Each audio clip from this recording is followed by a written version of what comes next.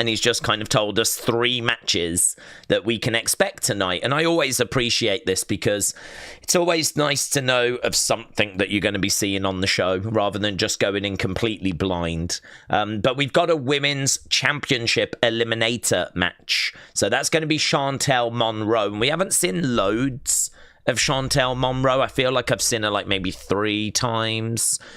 She is normally in the background causing a bit of trouble, but actually watching her wrestle, I sort of feel like we've seen a little bit of her. She's obviously a heel. She's okay. She doesn't massively stand out. She's sort of doing a bit of a gimmick that I think quite a few girls tend to do when they're a heel, which is that sort of looking down, I'm better than you, but there's not really much there that kind of stands out. So it'll be interesting to see her tonight and just see if we can find any points of difference. Obviously, a lot of the girls are doing gymnastics these days, so even though she has got really good kind of agility, athleticism, I feel like most of the girls do in 2025. So she's going to be in action against Kylie Ray. Now, we know Kylie Ray. Kylie Ray does a good job of standing out. She's obviously that sort of like hugger Bailey type, loving everybody type woman. So Kylie Ray against Shantel Monroe. We got that match coming up tonight. As well as that, we got Swipe Right. They're going to be in action against Marcus Mathers. And there's quite a bit of buzz around Marcus Mathers, you know. We've seen him before and he is okay. Not anything that's really grabbed my attention at this stage, but I am aware that there's quite a bit of buzz around him. He's come from the indie scene.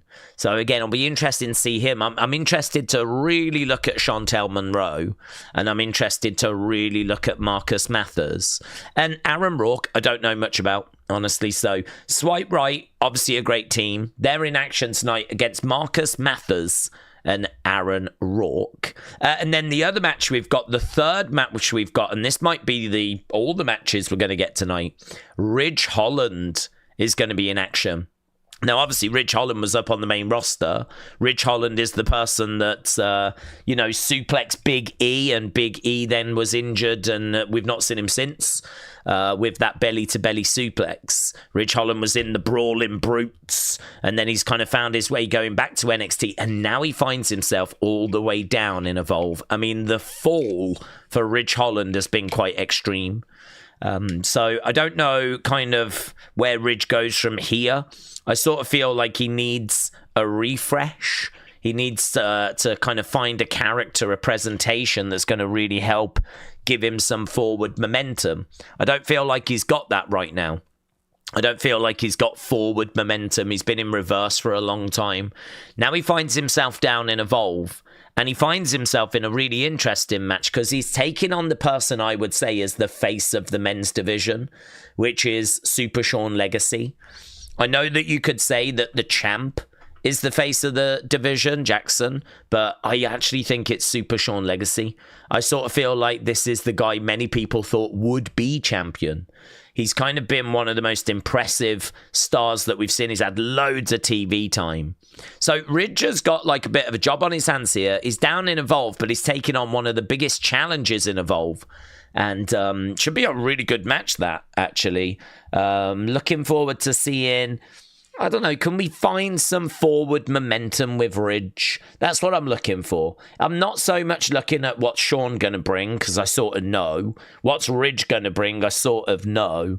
But is the chemistry going to be right? And can Ridge find some forward momentum? So when we're watching Evolve, we're not so much watching for amazing stories and stuff like that. There are stories, but we haven't really dug into like really deep stories. I'd like to hope that will arrive. I mean, we've done the odd little thing. Obviously, we've got championships and we got backstage attacks and we've got little squabbles. But I mean, we don't have anything big and epic. We've never done anything like that. I mean, it's still new. And plus also, we are dealing with talent that I don't think are going to hang around in Evolve very long, because obviously their goal is to get to NXT. So, you know, the thing is that this talent we're dealing with, they're not going to be in Evolve for like years and years. They'll probably be in for like 6 months. And then, you know, ideally off they go to NXT. So that's going to make it quite difficult with Evolve for them to tell like really big stories and have like long-lasting feuds. So I think you kind of have to understand that side of things might be watered down a little bit, but there are things to still look out for, and some of those things are character, presentation, forward momentum, repackagings, and just chemistry, in-ring work, promo work, improvements. That's the joy of Evolve. So if you are joining us for the first time, these are the kind of things that we're looking out for. These are the kind of things that I think makes Evolve a really fun watch. And as we just break down the card, those are the kind of things that I'll be looking out for personally tonight. So those are the 3 matches. And yeah, let's dig into the chat. So went from main event in Survivor Series to being in Evolve 3 years later, said Tom. The drop-off has been incredible, hasn't it? The drop-off for Ridge Holland really has been incredible. There's nowhere else for him to go. I mean, unless we ship him off to AAA or we put him over in Japan for a little bit. We've got a bit of a relationship with Noah. We could put him in TNA. But, I mean, there's just nowhere else. I mean, this is the bottom of the ladder. Anything else is just a sideward step. You know, and TNA wouldn't be a sideward step. That would be a step up. So, I don't know. Honestly, it's. I mean, talk of now or never. When it comes to Ridge Holland, I mean, it really is now or never.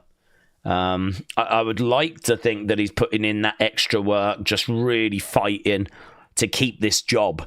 Because he has slipped so far down the pecking order. And it doesn't even feel like he's here just for a minute. It doesn't even feel like he's here to visit. It feels like he's here. Like, you know how Natalia came in and just did a bit.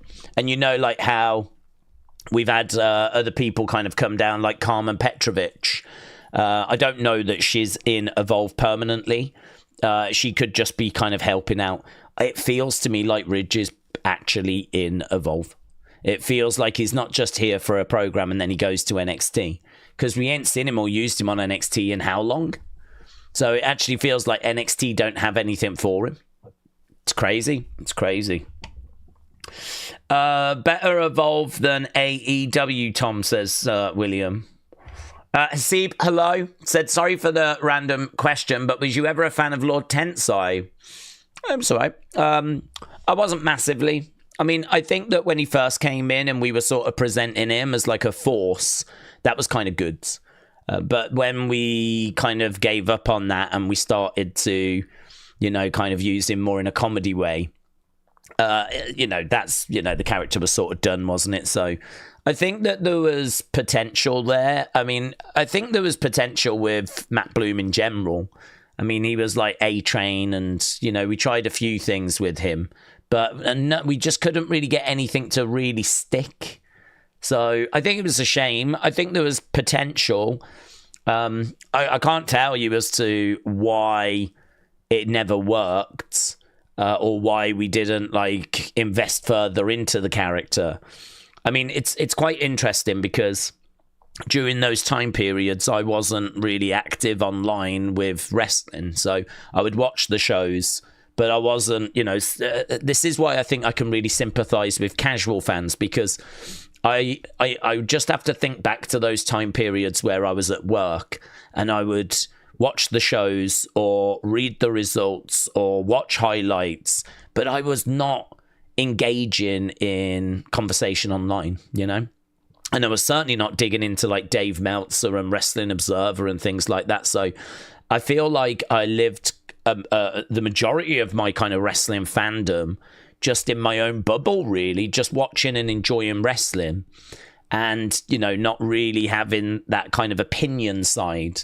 I think it was when I really started getting into YouTube that changed for me. So it's interesting for me over the past, say, 10 years to kind of start digging into like something to wrestle with and digging into the podcasts, because I'd say like over the past 10 years, it's really kind of told me a lot of what was happening behind the scenes. which I was not aware of at the time. So I can't really sit here and tell you why it didn't work with Lord Tensai. Like, I don't know if there was drugs involved, if he was always showing up late or a bit unreliable, or the character just wasn't landing. And I don't know. I mean, when he was quite serious, I thought he had a presence. I think it's just momentum, isn't it? I mean, if you're not gonna give them regular wins and move them forwards, then they just get stuck in that mud. And I think it's really easy to get stuck in the mud. We've spoke about that before. I mean, a lot of people are in that. If you're not going to be in the top end of the card, and he wasn't, then you've got to be competing for like a mid-card title. And if you're not, then you better be in some really good feuds. And if you're not, then you're stuck in the mud. And a lot of people, the majority, find themselves in that situation. I think it's hard to not get in that situation. And the longer you're in the mud, the more likely it is that you end up getting let go, of course. So, yeah, I had periods where I did enjoy him. But I think there was obviously times where his momentum was lost. He was in the mud and just sort of fizzled. Right, David said, interesting. Saturday night's main event news, okay, from USA that was announced today. All future Saturday night's main events will air on Peacock. Additional Saturday night's main event announced for November 1st. Now, that's quite interesting because... Well, that's quite interesting. I mean, that is... I want to say a shame. Because Saturday night's main event is going to be John Cena's final match. And so John Cena's final match was going to be on NBC. And it looked like that was going to reach like over 100 million homes. And so if you now move it onto Peacock, I believe Peacock is not in as many homes. So all of a sudden it feels like it could be a bit of a smaller deal, honestly. It feels like the viewership probably decreases. It might be more important from a business point of view for NBC to do that, or whoever the company is. I'm not very good with knowing what networks own what, right? But I believe it's NBC. It might make more business sense for them because they want people to stay subscribed to Peacock. They don't want people to now just leave, because obviously word has come out, hasn't it, that the PLEs are done with Peacock now. Apparently, the fact that SummerSlam was 2 nights and Evolution was a bonus show, apparently WWE have to do so many shows a year. And apparently they've done that. They've filled that quota this year. So that means that they are apparently done. And the next show, which is going to be Clash in Paris, that'll be Peacock. But the one after that, which is WrestlePalooza, which has been announced today, that is going to be on ESPN. So it looks like then NBC have turned around and gone, right, well, we are potentially looking at a load of people unsubscribing now. We're potentially looking at a load of people that are going to unsubscribe from Peacock and go to ESPN. So we need to do something here. So Saturday night's main event has now gone onto Peacock as a way of getting you to stay subscribed to Peacock. That's this is the first I've heard of it. That's how it reads to me. That's what it seems like to me. It seems like they've took it off TV, put it on Peacock, because Peacock are about to lose those PLEs and they want you to stay subscribed. So I think it might hurt the viewership of the shows, but from a business point of view, it makes a lot more sense for them to do that so that you stay subscribed. Interesting. Wrestling Fan said Cena's retirement match is set for Saturday night's main event in December. Wrestling Fan is also going the shower, but will be back. So, Wrestling Fight 21, have a good shower, my friend. Think of us. Yeah? Wrestling Fan, as you're in the shower, please think of Corey. I want you to think of Corey whilst you're in the shower. No one else but Corey, just Corey. I don't know why. But, Corey, you've been selected, so congratulations. There is someone in the world having a shower and thinking of you whilst they're doing it. You're welcome. Oh, Corey said, since I turned 40 today, can you speak up? Oh, look at that, Corey. What a birthday gift I just got for you. Hey, what a birthday gift I just got. Someone in the world right now is having a shower and thinking of you on your 40th birthday. Oh, look at that. Look at that. I didn't even see that it was your birthday, but what brilliant timing. God, perhaps things don't happen by chance. Perhaps things are just meant to happen. Perhaps they're just meant. Perhaps this was meant to be. Perhaps there was always going to be someone in this world having a shower and thinking of you on your 40th birthday, Corey. I wasn't in control of that. I wasn't in control of that. It was the Matrix that made that happen. Wow. Amazing.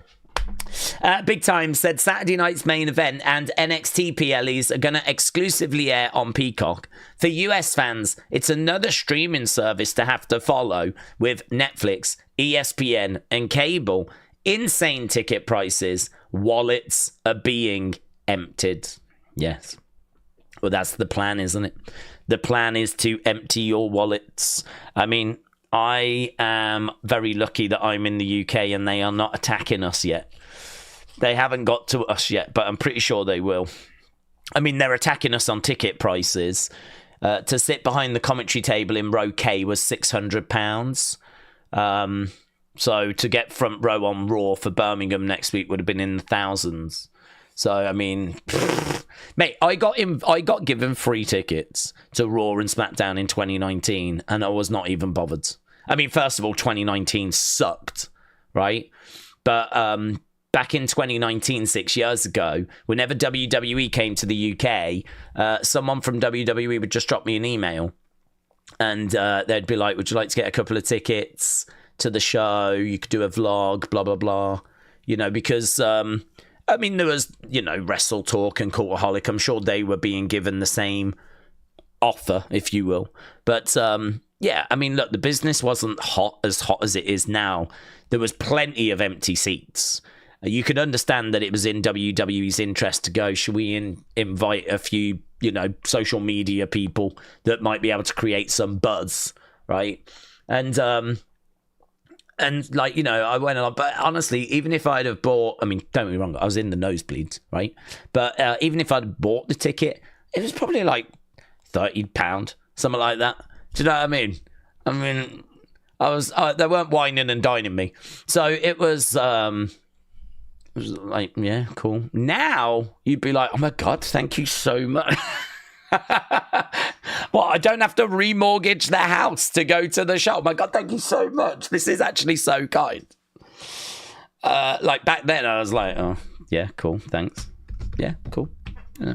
I don't want to be ungrateful, but like, it wasn't as big of a deal as it would be now. I mean, let's not forget, 2019 sucked. If anything, being given tickets to go to Raw in 2019 was a punishment, right?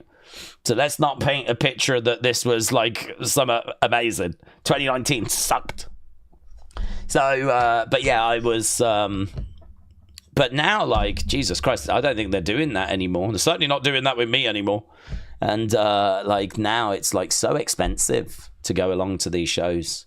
But we are not getting screwed over when it comes to ESPN and Peacock. Everything for us is on Netflix. So Evolve tonight, of course, is on Tubi. So I do need a VPN. I mean, I could wait for tomorrow, but I like Evolve and I like our little Evolve stream. So I would never want to get rid of this. So yeah, I do have to like get a VPN for that and whatnot. But yeah, no, I get it. Sucks.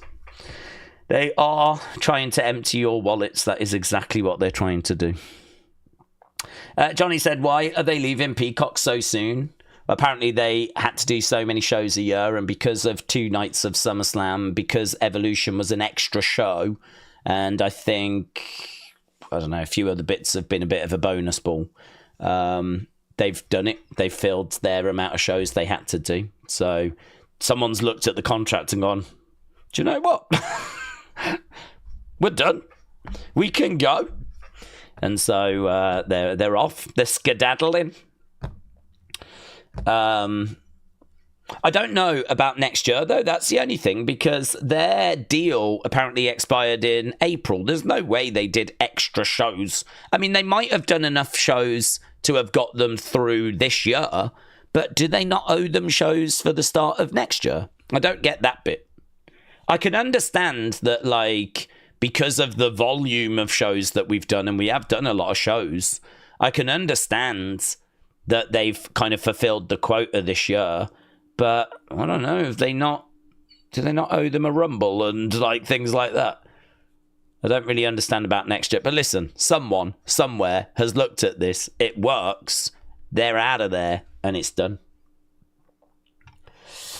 Daze, when you think about it, WWE lost reach going from Fox to USA. Peacock's very popular and cheap compared to ESPN. Raw viewers on Netflix are lower than USA. And Saturday night's main event from NBC to exclusive on Peacock, says Big Time. Yes. That though, has to be considered, doesn't it? I don't think if you're running a business, it's as simple as what's the most money. I mean, yes, it can be as simple as that if the amount of money you're being offered is absolutely huge. I mean, there comes a point where, yeah, okay, we have to take that. That's too much money to leave on the table. But if the offers are close and there's not much in it, then I think you do have to take into consideration the reach, because you are going to reach less people, which surely means less ticket sales and less merch sales and less interest and less buzz and less growth. And all of that has got to be factored in. So I would like to think they factored that in. I mean, I do think Nick Khan is an excellent businessman.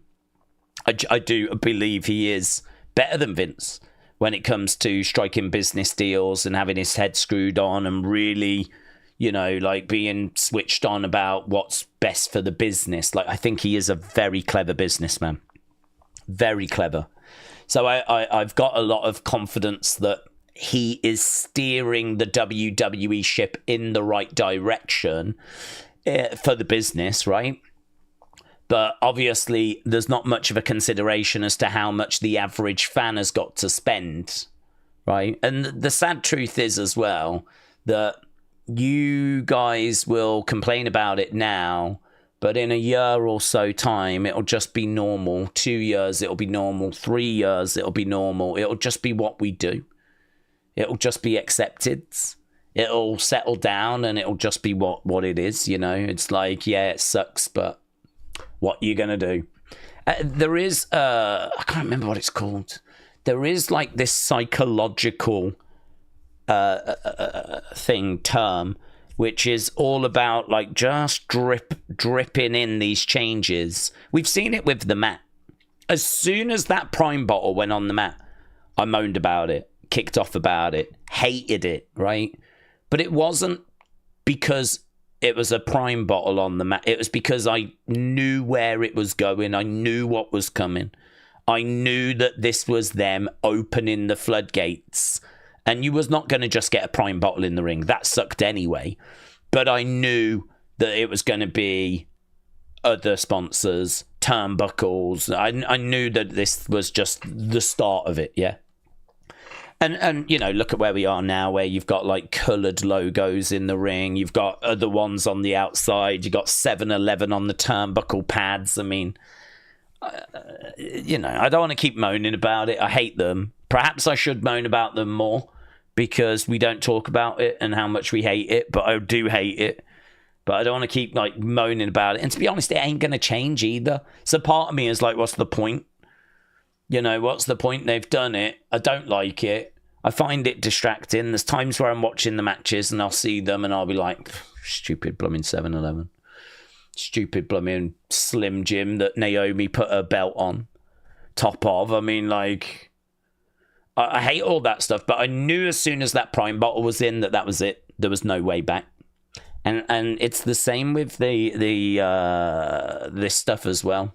You know, you've gone to ESPN and people are going to complain about it right now, as they should.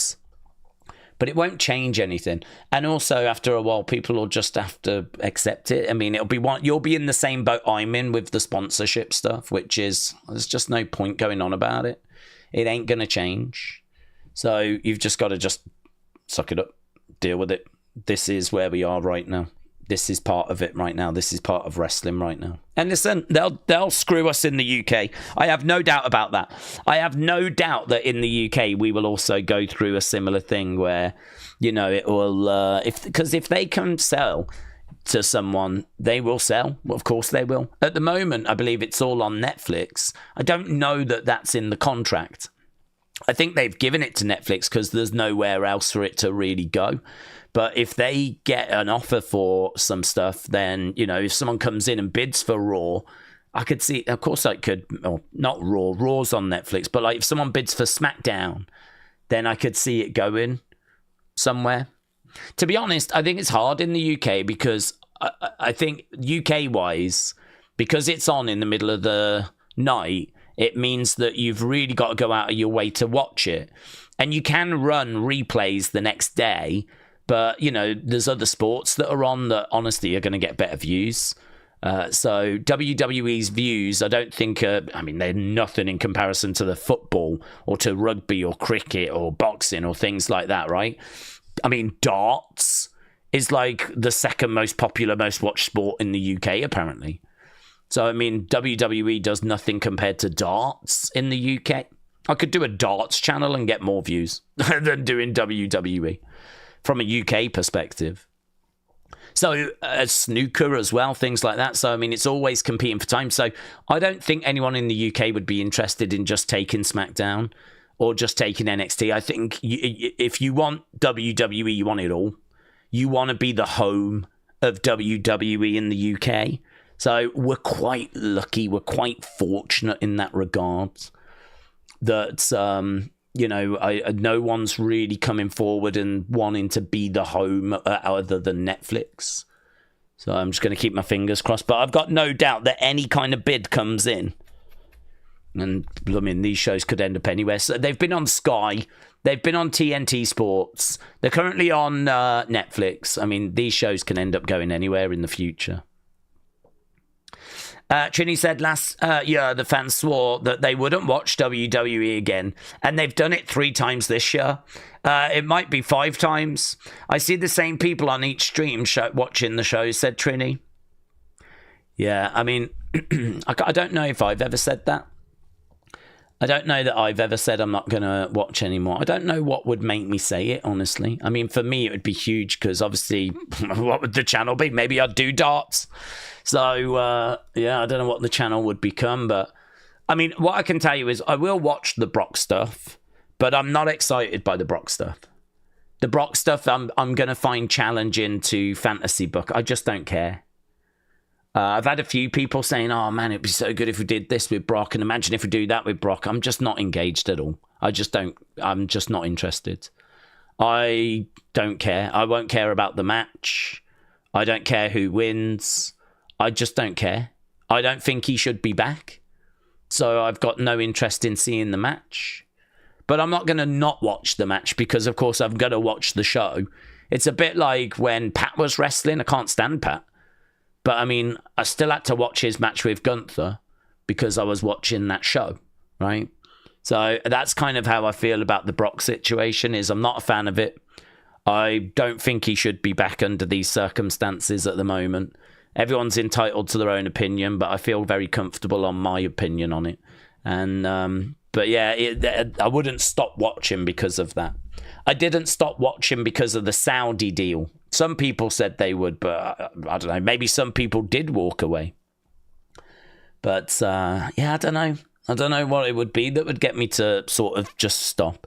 I mean, maybe if it did just kind of get out of control. Like, maybe if, like, celebrity involvement just got crazy.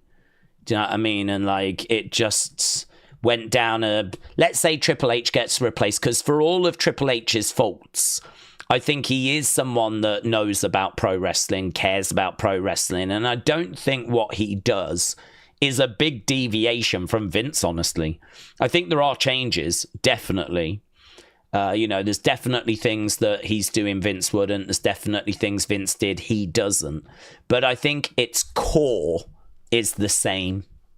I think, you know, like, you know, the way that it's booked I mean, you could bring in someone that's like a TV writer, and we could end up going in any kind of direction, which could be fun, but equally, I think it could take us out of our comfort zone. I think WWE is still operating in the same comfort zone that it operated in under Vince, but I think it could go out of its comfort zone if someone else took over. I wonder if then, I mean, imagine if you have like celebrities coming in and just beating big names. Imagine we just bring in someone like, I don't know, Jake Paul, and he goes over, you know, Randy Orton clean, and like very quickly goes for a title, like in the next match, because they're just focused on the biggest matches possible. Let's not mess around with years and years and years of him trying and failing. Let's just get him in a title match, because that'll get views. And you see, you get my point. Like, we don't do that.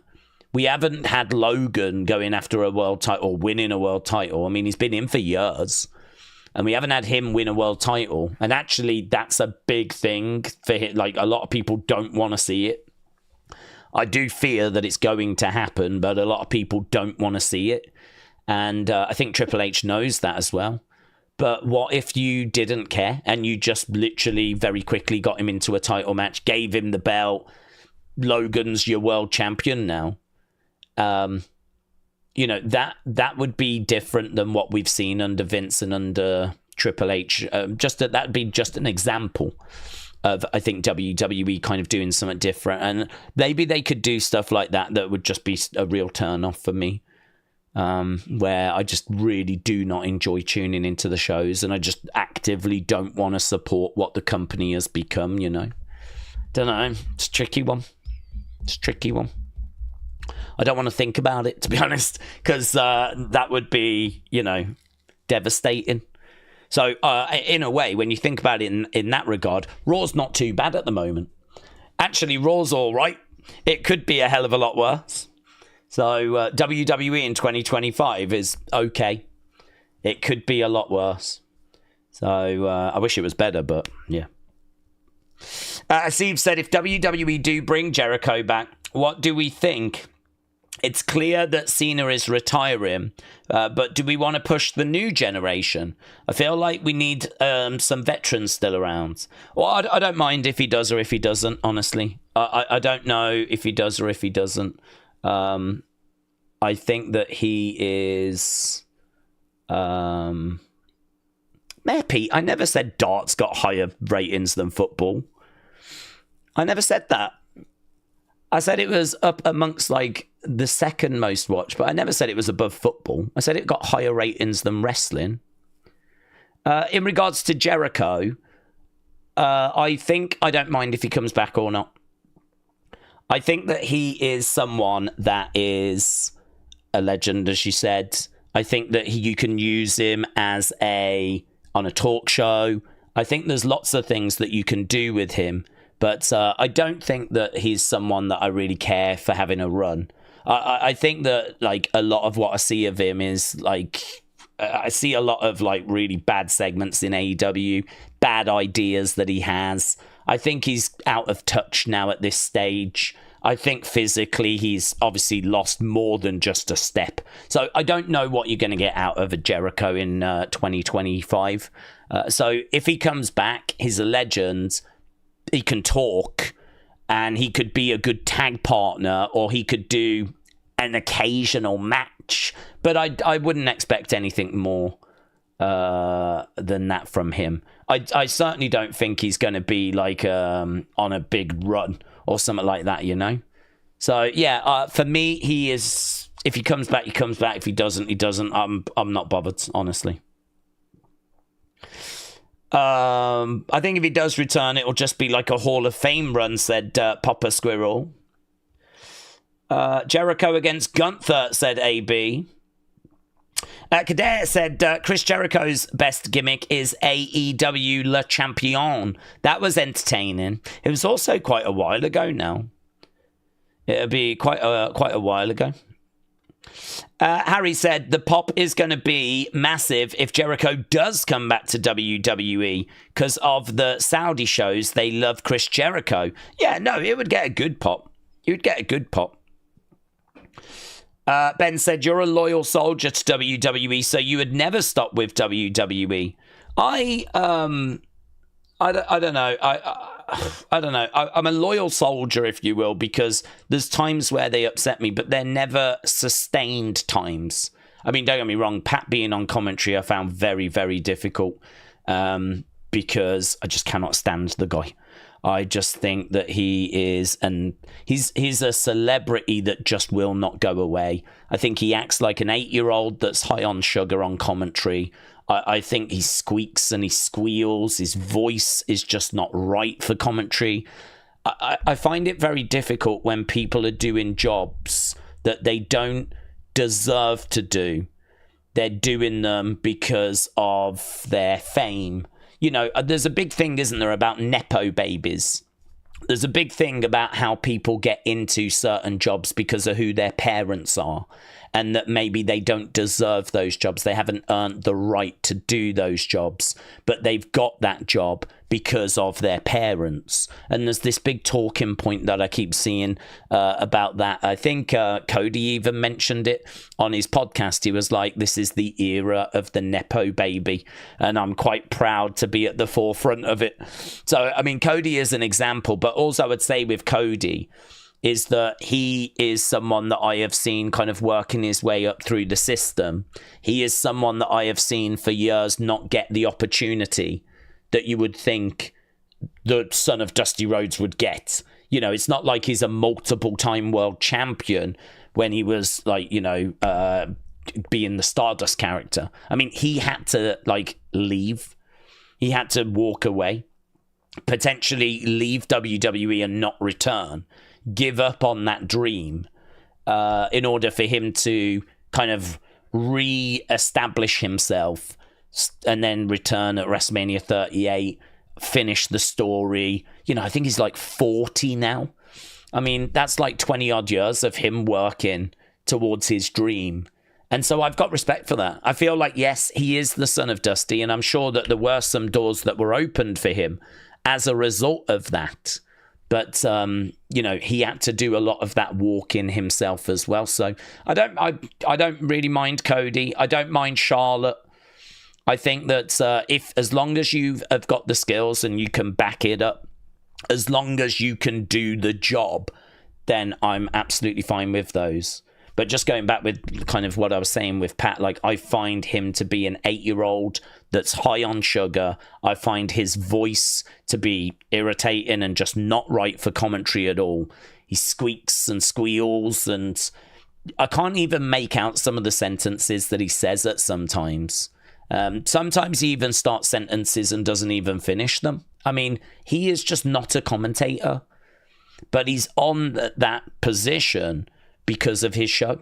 They want him around because they want to, you know, he's a celebrity in his own right, and he's also got his show, so they can get people onto his show. And that is the dark, seedy side of TKO. That is the side of TKO that I find really frustrating, is that it's, you know, it's not about putting on the best product possible. It's about bringing in Travis Scott. You know, let's get Travis Scott involved. I mean, we could have had another wrestler come down at WrestleMania. We could have started a whole new feud. But instead, we brought Travis Scott down to get involved because, you know, it's a headline. And I do think that was a key moment. I really do. I really think that. I thank Travis Scott. I thank him because I think that moment at WrestleMania really changed a lot of opinions. I think a lot of people in that moment went, do you know what? This actually sucks. This actually sucks. The path that we're on right now with all this celebrity involved, this actually sucks. Like, where's The Rock? Where's another wrestler? Where's the other person in that hand gesture? You know, why are they not coming into this group? So, do you know what I mean? Like, I sort of feel like that was a turning point. And then, you know, I mean, Pat's gone, Corey's come in. I would like to think it's obvious to people as to who the better commentator is there. I mean, I couldn't even fathom anyone telling me Pat was better than Corey, right? Because Corey can say whole sentences. Corey is able to actually still sound audible when he's infusing in his commentary. whereas Pat just goes squeaking and squealing. I think if you like Pat, you like the energy that he brings, but he's just like an 8-year-old on sugar. I mean, as a commentator, a proper commentator, one of the worst, genuinely one of the worst I've ever heard. That was a struggle for me. And when he comes back, it'll continue to be a struggle. But even that didn't drive me away. Even that didn't get me to stop. So I don't know. I mean, it's really going to have to take quite a bit. I think the shows going bad wouldn't do it either, because even if the shows go bad, I know that they'll go good again. I've seen enough wrestling to know that it's cyclical. I know that it goes bad, then it gets better, then it goes bad, then it gets better, and then it goes bad, then it gets better. And I know that that is what we do, right? I've seen it time and time again, that we go on a hot streak, but that hot streak comes to an end, like the Bloodline has. And then you go into a bit of a lull, and then something else will be good. And then you go into a bit of a lull, then something else will be good. I get that. You have to take the rough with the smooth. You have to take the bad times with the good times. You have to take the yin with the yang. I get that. I'm okay with that. I've accepted that. I know that it's not just permanently great, because it never has been. Every decade you can find periods that were rubbish. Every decade.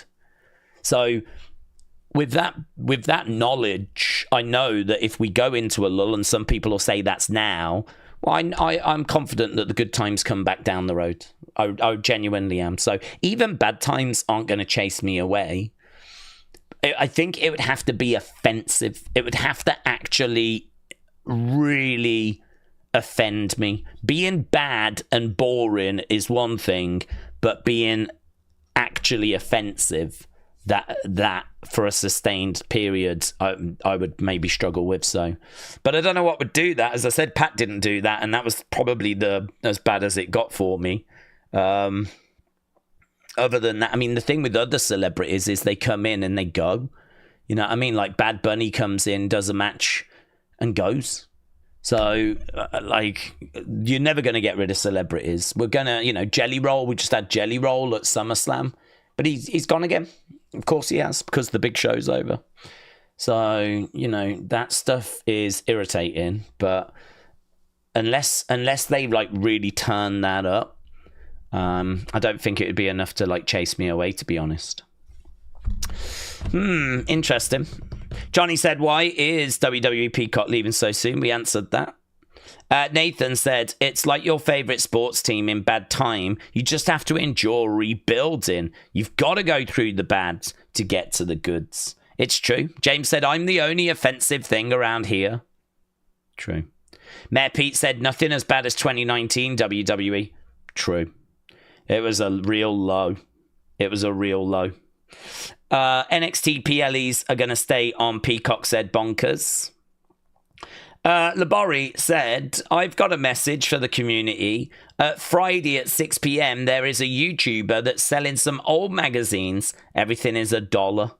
I just wanted people to know. Labori, shout out to you. I don't even think it's that bad right now, said Mayor Pete. It's just constantly above average, which is 6, 7.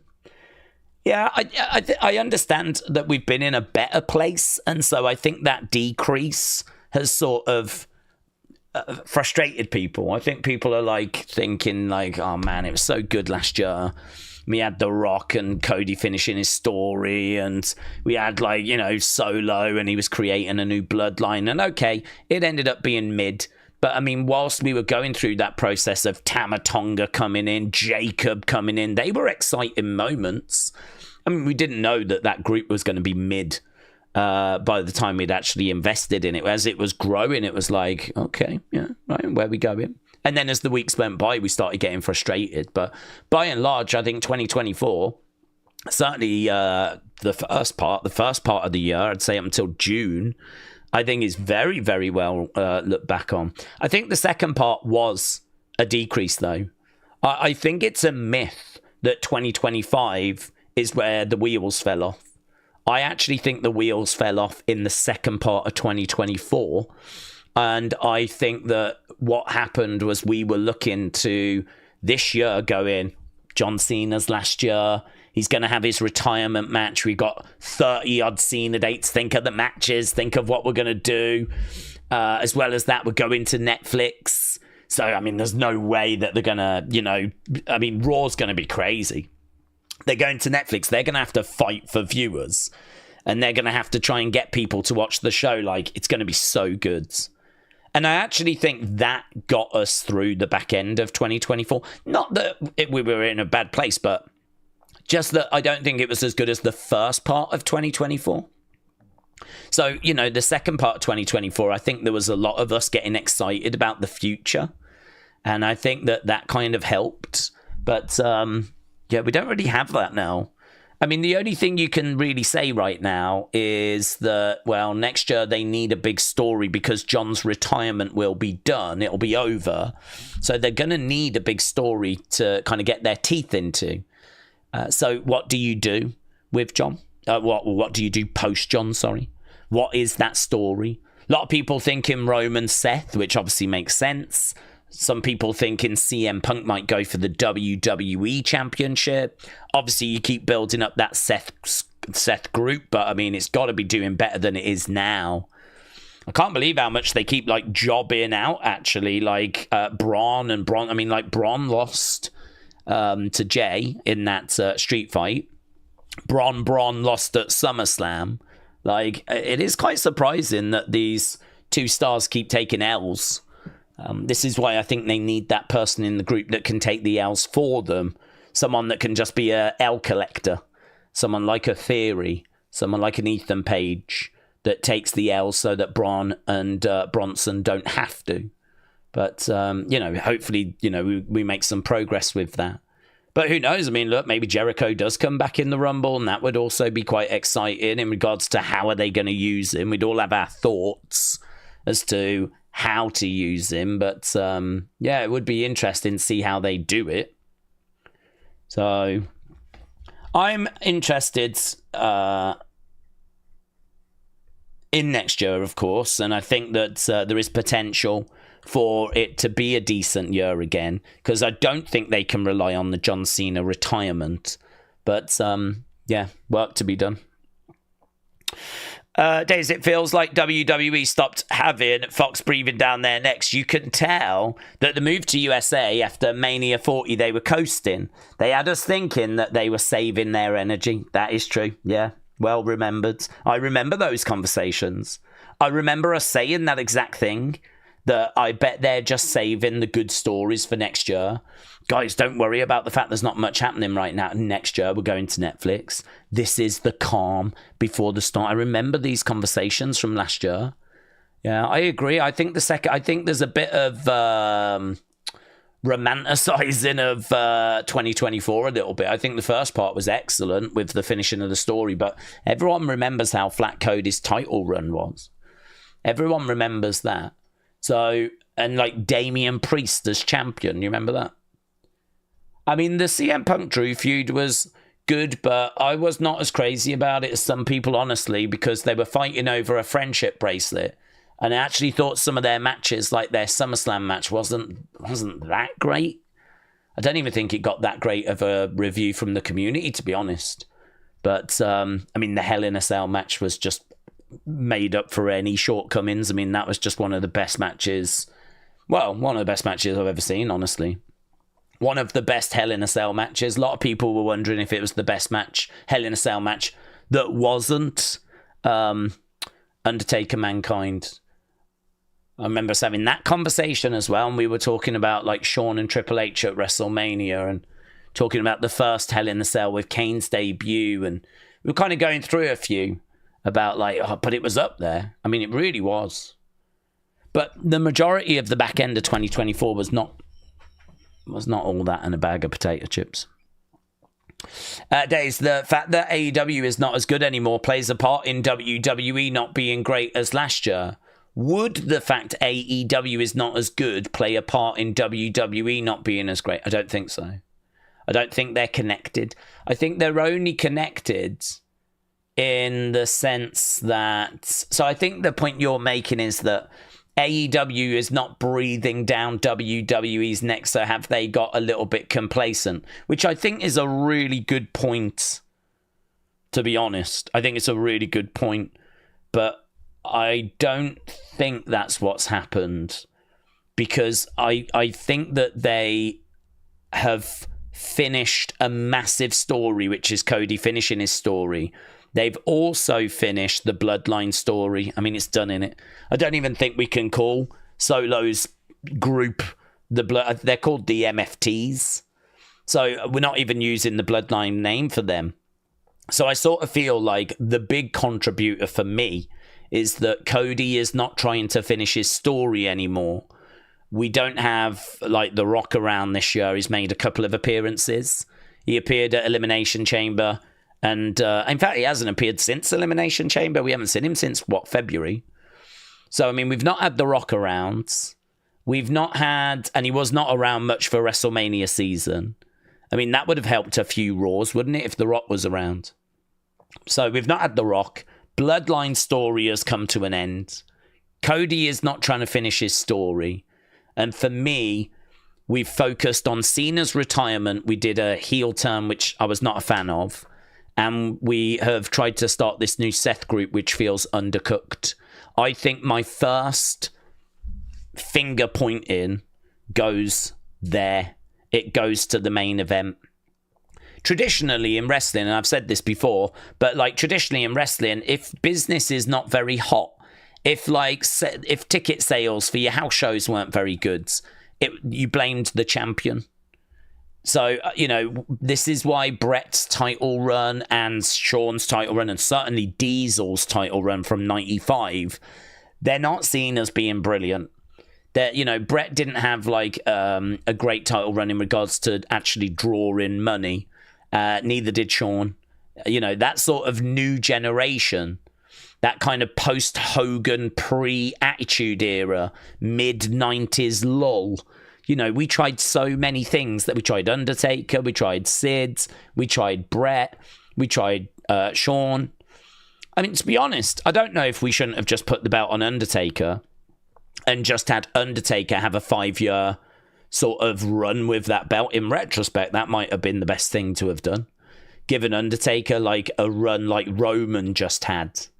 Imagine if Undertaker from 93 to 97 had a 4-year Bloodline type run, and you could have had like the Kane story in. I mean, of course, in retrospect, it's very easy to say these things, but I wonder if moving the belt around on a few different people and just not working. I mean, Sid didn't work, Diesel didn't work, Shawn didn't work, Bret didn't work.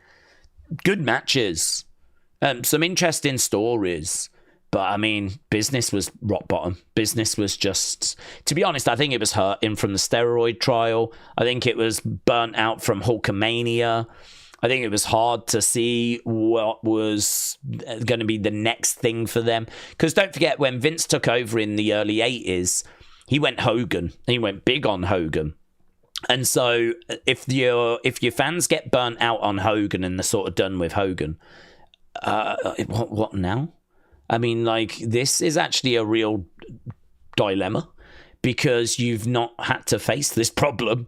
I mean, you gave the Warrior a little look in 1990, and you gave, whilst Hogan did some films, and you gave Macho Man a little run, but Hogan was right there with him during that time. So, I mean, they kind of took the belt off Hogan just to keep things fresh at times, but actually outright completely replacing him. They tried it in with the Warrior, and that hadn't worked. The Warrior's run is not a success.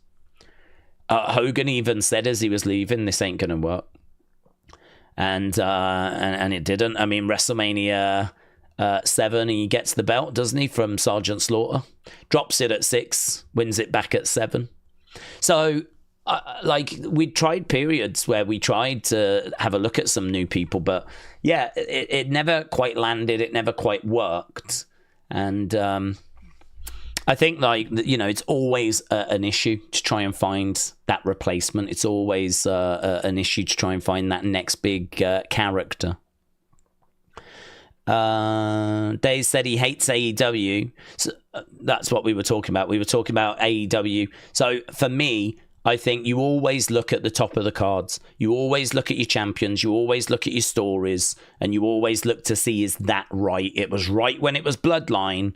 But I think it was not. They did not have the right table set for Cody. And I think you look at that. And I think you look and see, like, you know, that needs fixing first. And I think if that was good and it was firing and everything was great, then I think you start going further down the card and you start looking at a few other things. So I think it's a great shout, though. I really do. I think that it's a very interesting thought that have WWE just become a bit complacent as AEW's ratings have dipped a little. It's a good shout. I think it. I could say that it plays a part. Right, 2B, Evolve. Let's have a look. I am struggling to find Evolve. Am I actually on the American? Where am I? What a douche. I've got my free for the disruption there. I was really struggling with that VPN. I was really struggling with it. I was having a right nightmare with it. So I was not on the US one. I was set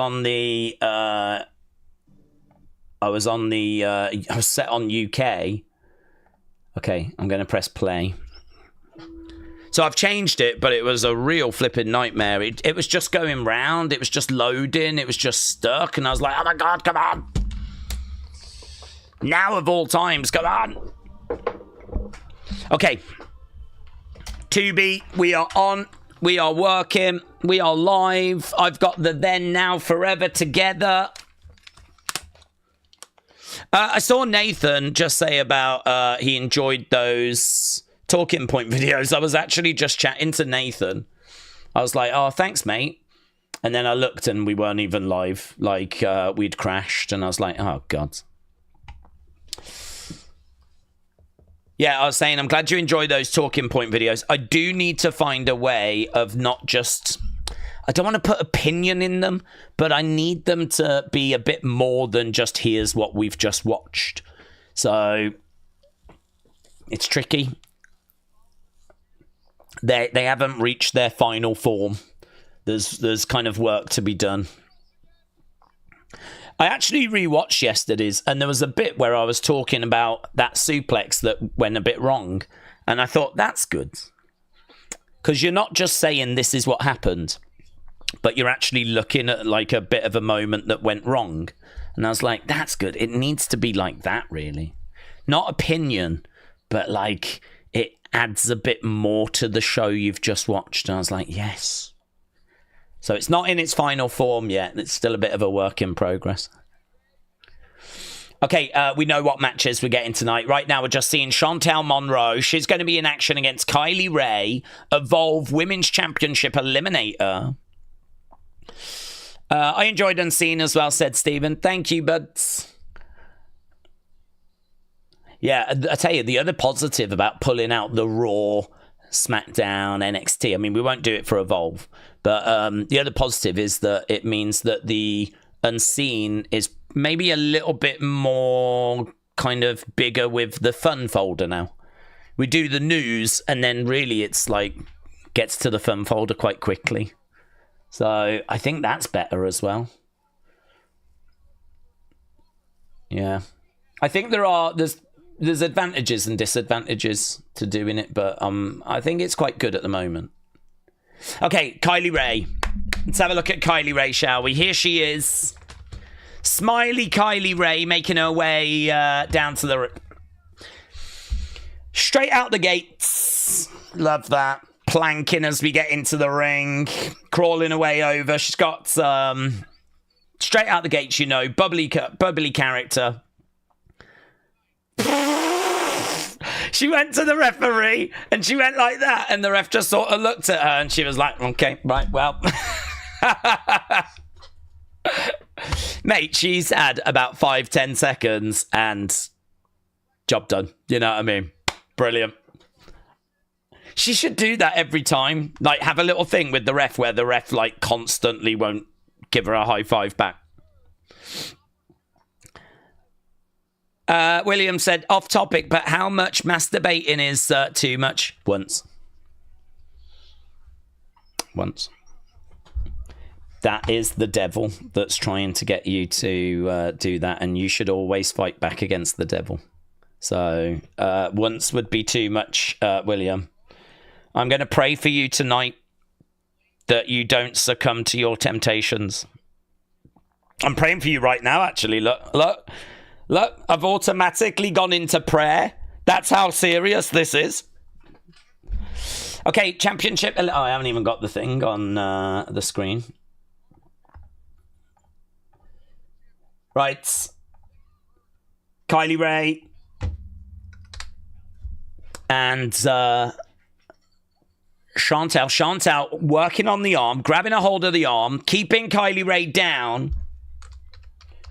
Kylie versus Shantel.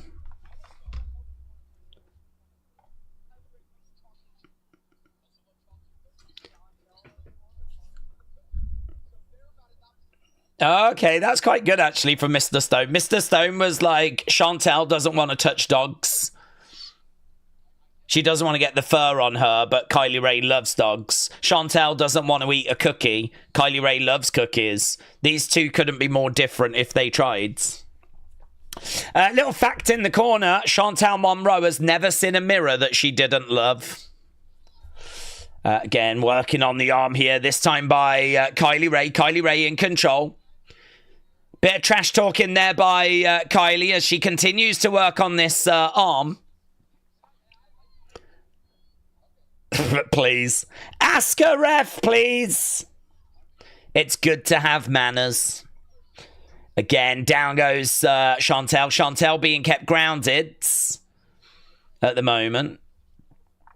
Chantel's gear is very US gymnastics. I could, like, totally see Simone Biles doing a performance in this outfit. Again, Kylie Ray working on the arm. And again. Kylie trying to get back up to her feet. Shantel gets up as well. Crowds are applauding away. Down goes Kylie. Headlock applied. AB said Ridge Holland against Shawn Legacy tonight. Miss Dell Jr. said, what do we think about Saturday night's main event being John's final match in Boston? It won't be on NBC. It'll be on Peacock. Well, I think it's a bit of a shame. I think that we looked into this the other day and we saw that Saturday night's main event on NBC would have reached 110 million homes. Peacock, it won't reach as many. So I do think it's a bit of a shame that it's going to be on a platform that I think won't reach as many people. But, you know, John Cena's retirement match, it's going to be huge. It doesn't matter what show you put it on. It's huge. It's, we said before, you know, like Saturday night's main event on Peacock. Even if they did a PLE, they would put it on Peacock. Well, probably now it'd go on ESPN, wouldn't it? WWE actually might, this is interesting, isn't it? Because they don't have to put John Cena's retirement match on that. They could do a PLE, and that PLE could go onto ESPN.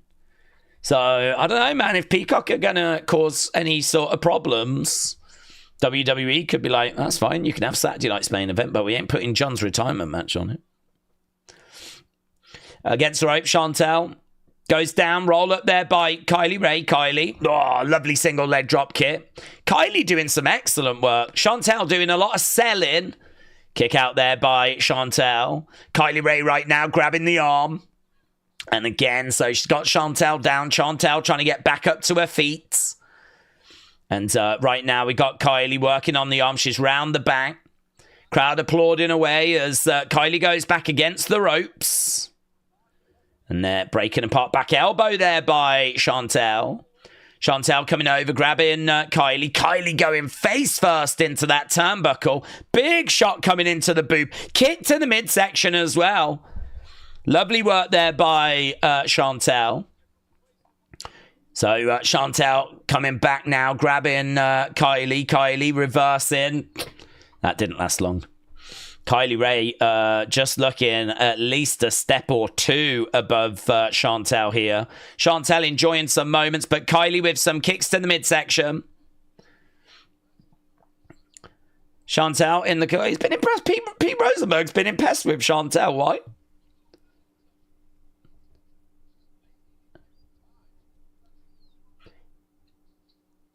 Yeah, arm drag off the top was kind of interesting. Of all the things she could have done there, I wonder what made her do the arm drag.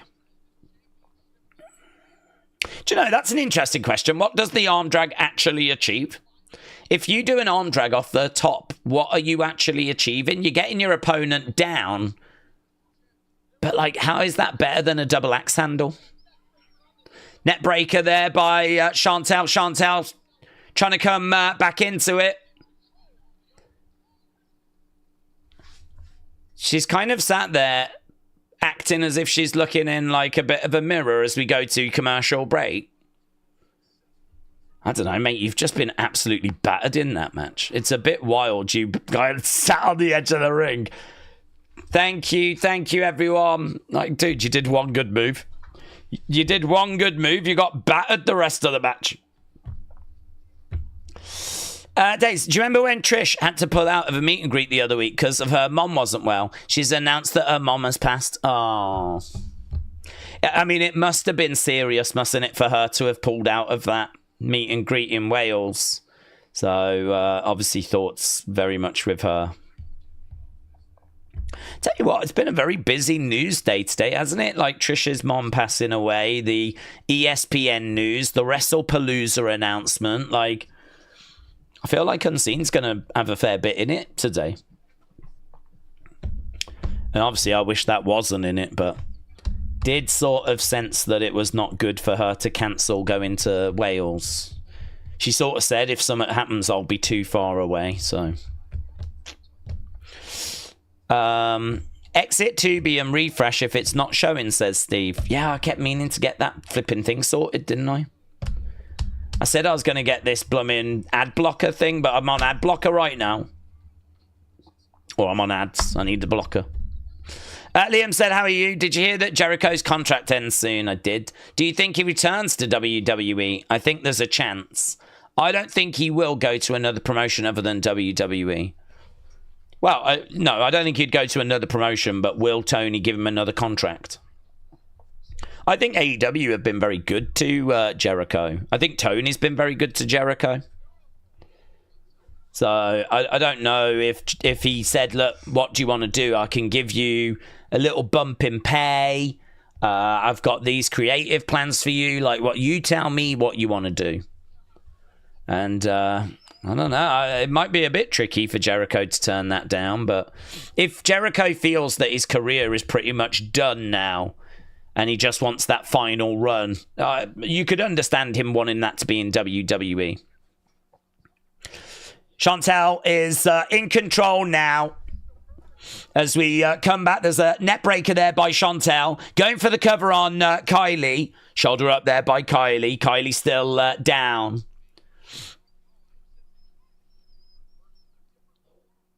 Pete Rosenberg said he's sensing a different person for Shantel.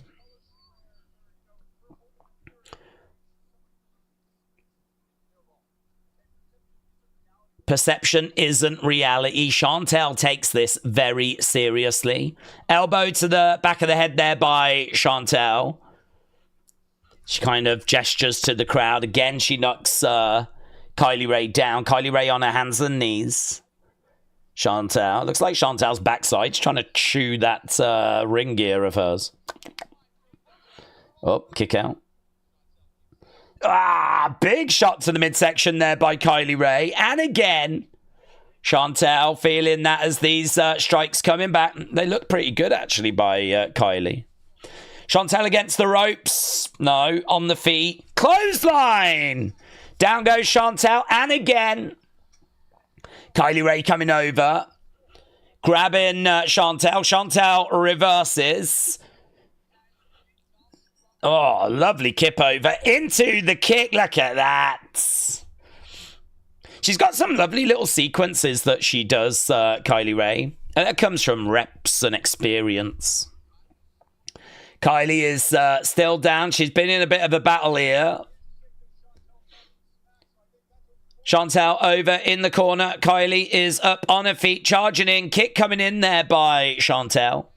Shantel looking to climb up. Oh. That would have been nice if she'd just effortlessly gone into it. She just did an inverted DDT, but it just stuttered a little bit. It would have been nice if that had been a bit more flowing. I mean, she will get that flow eventually. But inverted DDT there by Shantel. Roll up by Kylie 2. No, reverse 1, 2. Kylie kicks out. Going for a clothesline. No joy. Round the houses. Kylie with Shantel trying to get her down. Shantel gets over against the ropes. Good work there by Kylie. Kylie going into that top rope. Oh, double knees there by Shantel. Kylie goes down. 1, 2. Could the double knees do it? They do. Wow. I really thought Kylie was going to win that, you know. I really thought Kylie was going to get that. Shantel Monroe gets a win over Kylie after really being second best at the start of that match. Finding a way back into it.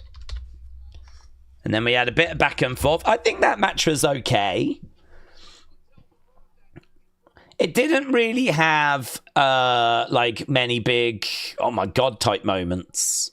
I don't think they built the drama and the kickouts, and, you know, I don't think they kind of built those quite right, but it was okay. Tidy enough. Just a little bit in the smoothness, and maybe build the pace. It stuttered a little bit in places, but it was okay. Let's see what the community score it.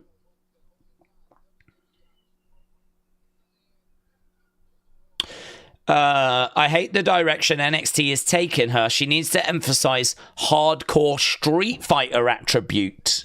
Who's that, William? I'm getting into Blake Monroe. It's the accent and being a badass Barbie. What, you're a badass Barbie? William, shout out to you.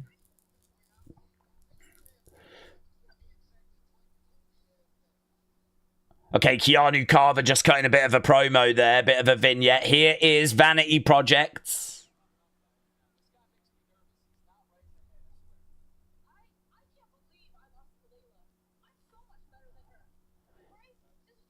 Ah, Zayda's blaming Bryce.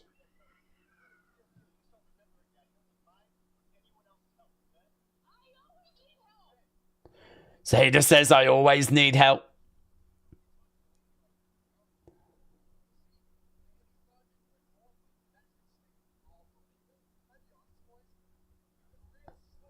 We've been slippery recently.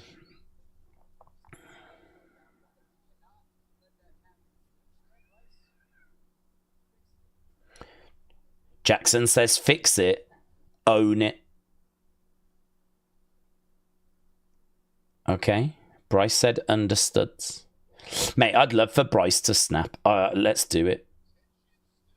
I'd love for Bryce to snap. I also think as well, Bryce, he's tall, he's wearing the shades, he's got the long hair, he doesn't fit in the group. It's clear that he's going to kind of leave this group. I don't need to really see him like shouting back at the other guys, getting into an argument. I sort of want him to sort of stand and be a bit more silent. And if he does speak softly. You know, like that kind of like, when I say something, you better listen type vibe. Rather than him going like, no, guy, why? You know, you are better than that. Like, no, don't just act like the other people. You're not like the other people. Be that sort of softly spoken, don't mess with me, quite silent type giant, even though he's not that big. But he is bigger than everyone else in that group. Here's Callie. Heifers. Everyone's being called a heifer. Callie's saying she's sick of these heifers running their mouths. Naomi's calling everyone a heifer. Here's a heifer. Nikita Lyons.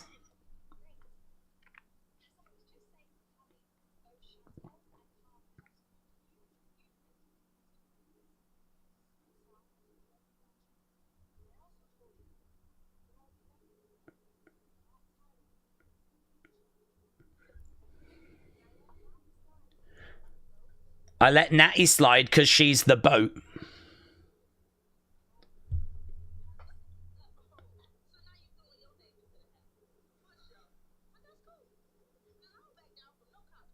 I don't back down from no competition, says Callie.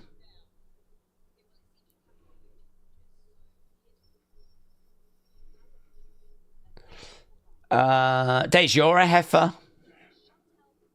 It's true. I don't even know what a heifer is. In the modern world, I have no idea what a heifer is. I just remember Heifer being a character from Rocco's Modern Life. Right, we've got a match that's been made for next week. So, Callie Armstrong is going to be facing 3 title contenders in a fatal 4-way. So, Nikita, Carmen, Shantel.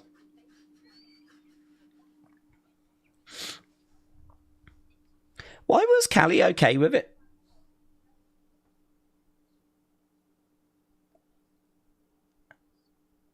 I don't understand. So she's just made a fatal 4-way for the championship. Callie's all right with it.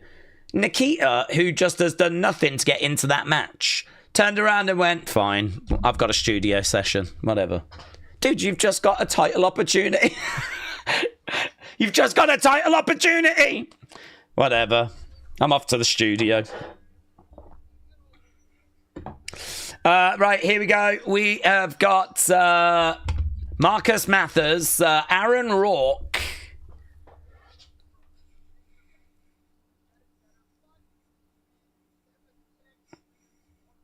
Okay, Aaron Rourke is acting quite camp. Is he like, is he a gay wrestler? I don't know. I don't know anything about Aaron Rourke. But he's certainly acting very camp. Right. Aaron Rourke, Marcus Mathers against Swipe Right. I liked Swipe Right. Do you know what? Aaron Rourke's wearing pink, but I don't like his pink. I like the electric Swipe Right pink. Their pink looks great.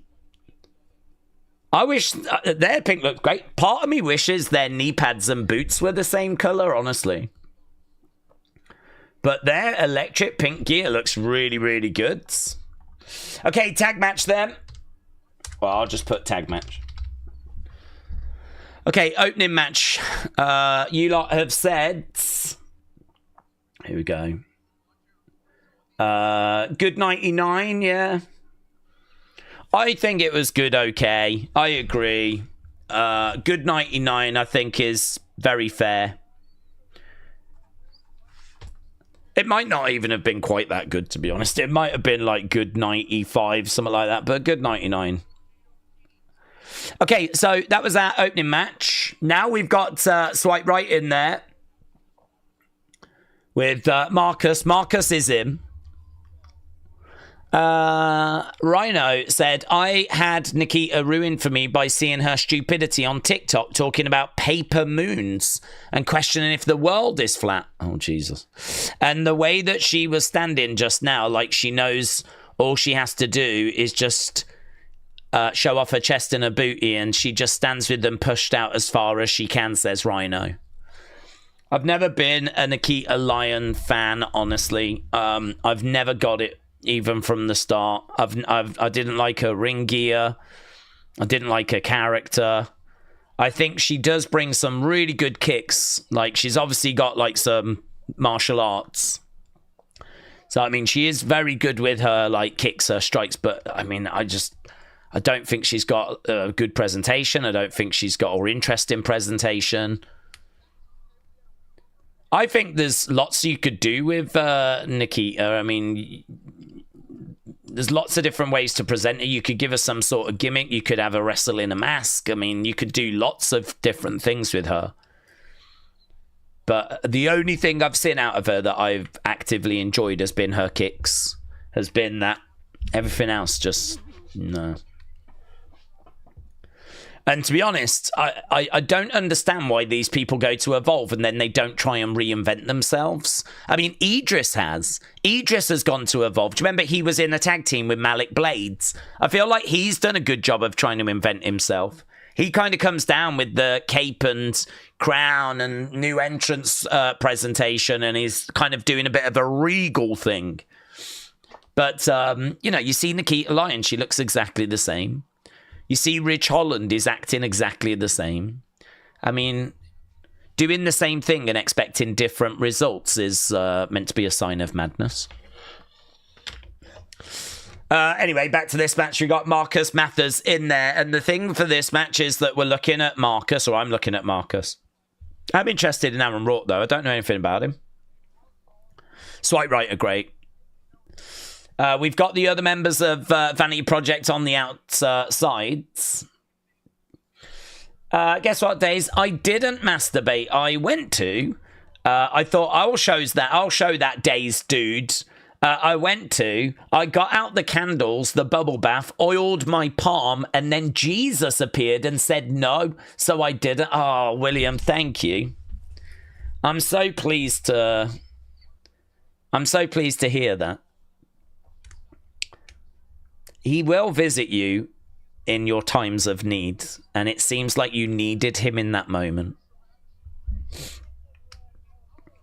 What if he visited you and then he started to put the oil on his palms and he started to like put the bubble bath in? And imagine that. Imagine if Jesus visited you and it just got weirder.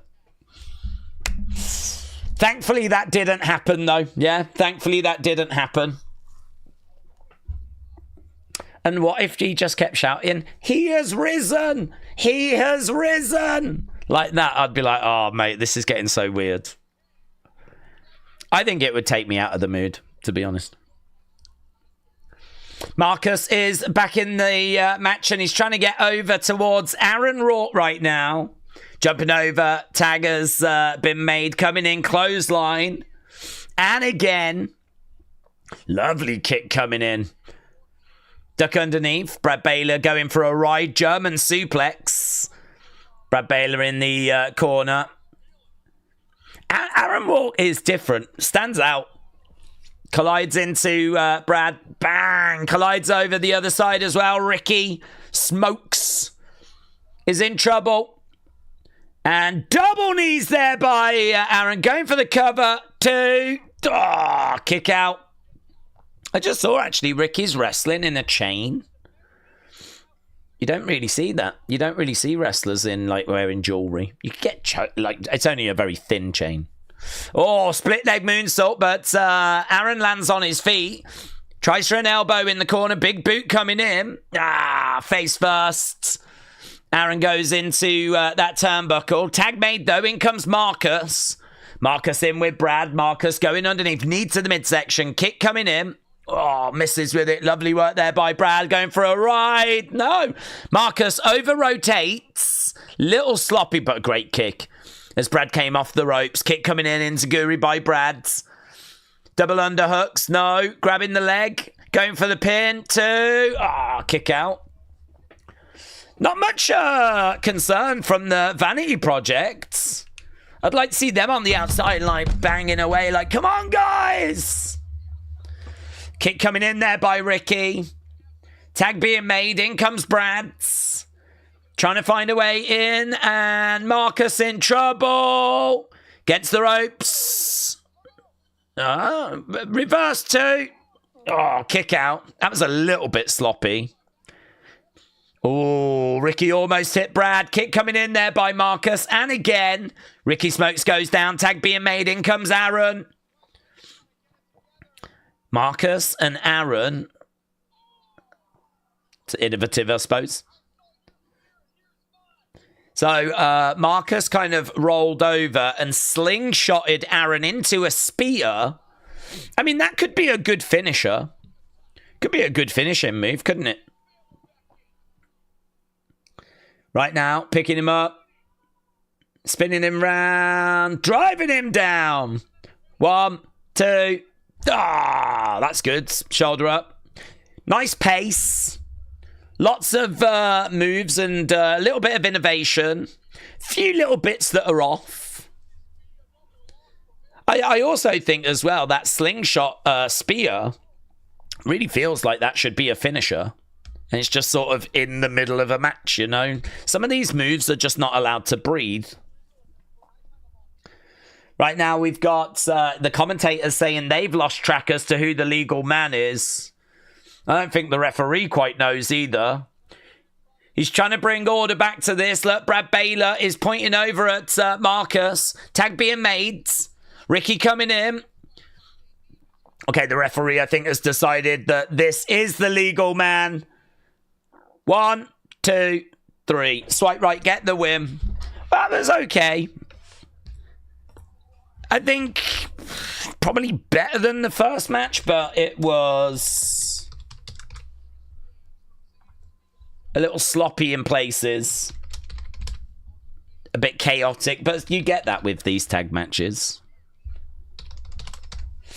But there we go. Swipe right, pick up the victory. They move forward as a group.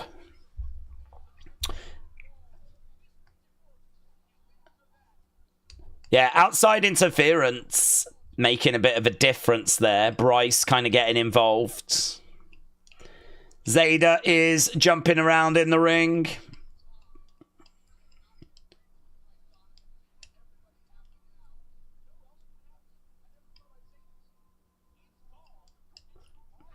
Let's go. We're going to see its goal. I flipping love its goal. They're going to work out together. Oh, yeah.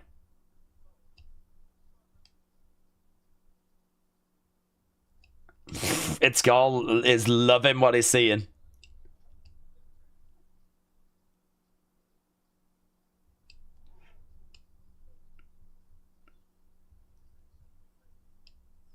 Chest day, best day.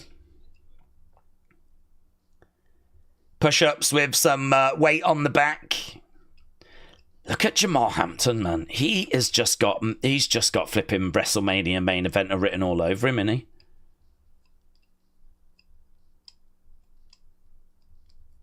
If he can just wrestle a bit, and if he can just cut some promos a bit, the look is 10 out of 10. It's goal! It's goal!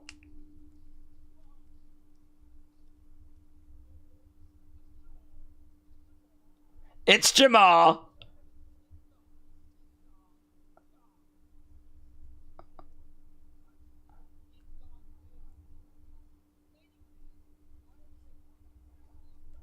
Where's its goal from? I can't place his accent.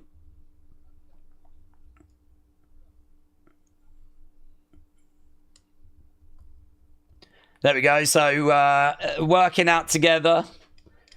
There's a friendship that's blossoming. Warms the heart, doesn't it?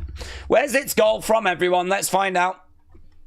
It's goal. It's goal. Goal is Israeli? He's from Tel Aviv, Israel. Made his... Wow. God, don't come across many Israeli wrestlers. From Tel Aviv, Israel, made his debut in 2018. Why does it take me so long to Google that? It's gone. He's married to professional wrestler Daveen. Daveen. That's who he's married to. It's gone. It's gone. It's gone. Apparently he's married to... Oh, hang on, that's not what I want. That's not what I want at all. Apparently he is married to this woman. That's what this said, look. There's goal. And it said, Gall is married to professional wrestler Davine. Don't know her. She wrestles at Revival Pro Wrestling, Liberty States Wrestling, and Top Rope Promotions. So, quite active on the indie circuit. She's born in Massachusetts.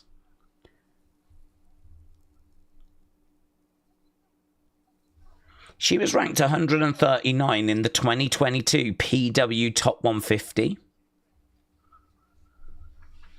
I do not know who you are. She's 31. And they're married? Kendal. Let's go, Kendal. They really like her, don't they? I mean, you're seeing her quite a bit on NXT.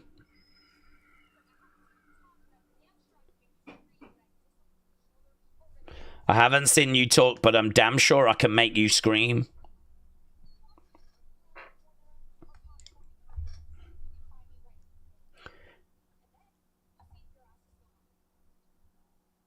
All right, oh my God, calm down.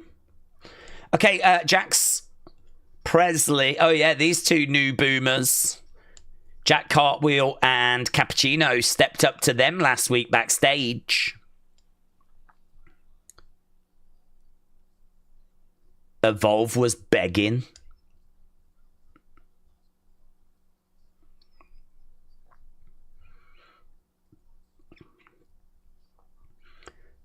Okay, so these two guys are going to be taking on Adrenaline Drip. So, next week, Wendy Choo, Kendal Gray. We're actually going to get that. That'll be good. I like Kendal Gray a lot. Wendy Choo's fun. That'll be good.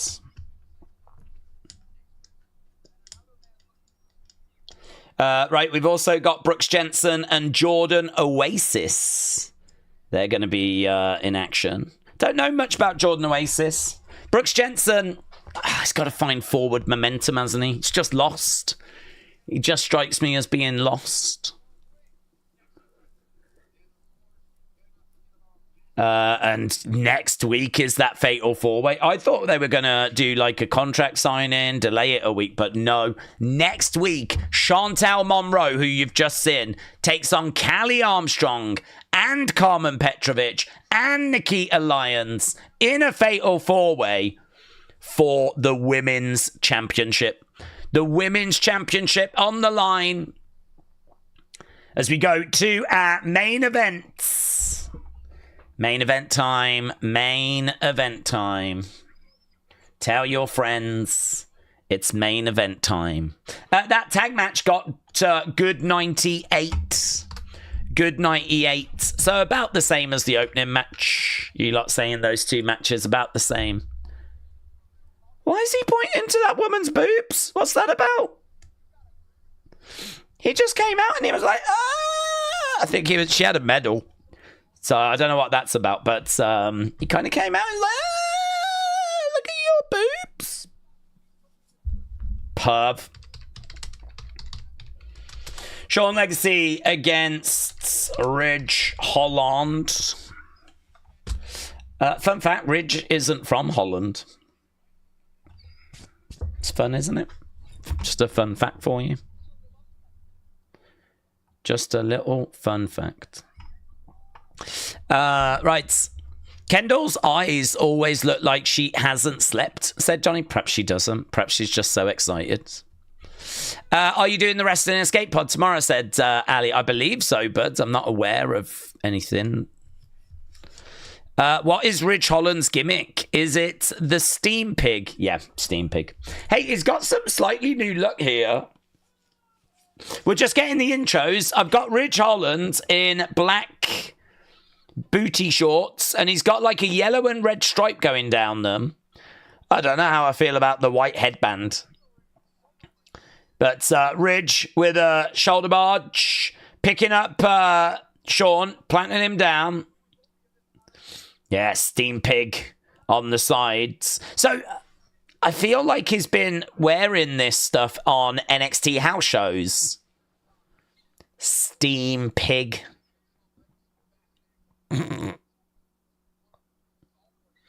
Steam Pig. How are we feeling about the Steam Pig? I mean,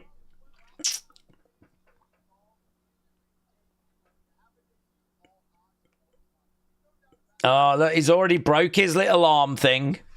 His little arm taper's already ripped. Knee coming in there by Ridge.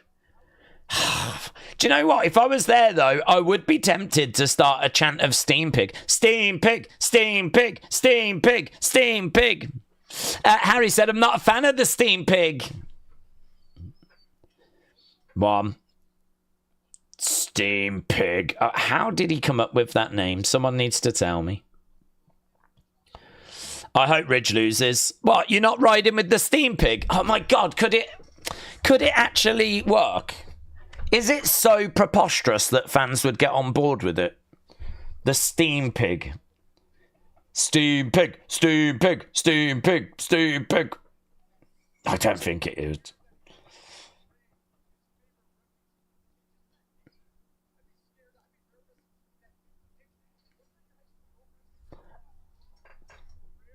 Wasn't that your high school girlfriend's nickname? Pete Rosenberg asks Robert Stone. What, his girlfriend was known as the Steam Pig? Standing moonsault there by Shawn. Shawn's really impressive. Gotta tell you, man, Shawn Legacy is all over the Steam Pig right now. Would the Steam Pig get over on the main roster? I can't see it, said Steve. If you lean into it, then I don't know. I think if he had a catchphrase that was pig connected and maybe came out in a pig's head sort of mask, and if you made it a gimmick, like maybe you could make it so flipping preposterous that people would start chanting Steam Pig, Steam Pig. You know how people love that sort of weird. Look at Mr. Iguana. Look at Mr. Iguana. Dude's dressed like an iguana, carrying a toy puppet iguana. I mean, I don't think Ridge is going to go that far with it. He's not going to go far enough, I think, to make it work. I think he's actually hoping that Steam Pig is going to be seen as a cool nickname. I don't see that. I think if anyone's going to chant it, it's going to be ironically. I can't see anyone being like, oh, mate, I love the Steam Pig. I want to be like my hero, the Steam Pig. Just got to get some extra reps in so that I can be the Steam Pig. No, I can't see it. I can't see it. I think that you'd have to lean into it. Shot coming into the midsection there by Shawn. I think there is a slight what's a Steam Pig chant though. What's a Steam Pig? Looking for a suplex there, Ridge. Shawn Legacy down. Matt Pete said it's a rugby league reference. It ain't gonna land. I could half of this crowd had asked what's rugby league. Coming over, throwing in an elbow. Apparently, WWE Backstage want Ridge to be Steam Pig because they want it to get popular with fans, said Harry. I'm struggling to see it. It's so preposterous as a name that I sort of feel that it could get chanted, but I can't see it being a cool thing. Chop coming in there by Shawn. Another chop coming in. He's going to be popular in this community, though, said Brother Matt. Well, that's true. We'll chant for him. Going for that power slam, looking for a cover. Shoulder up. Shoulder up. Give me Steam Pig versus Cody ASAP, said Angel.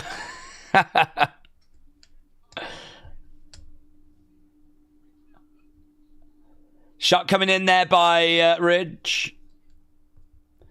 I mean, honestly, it probably only needs one person to start the chant.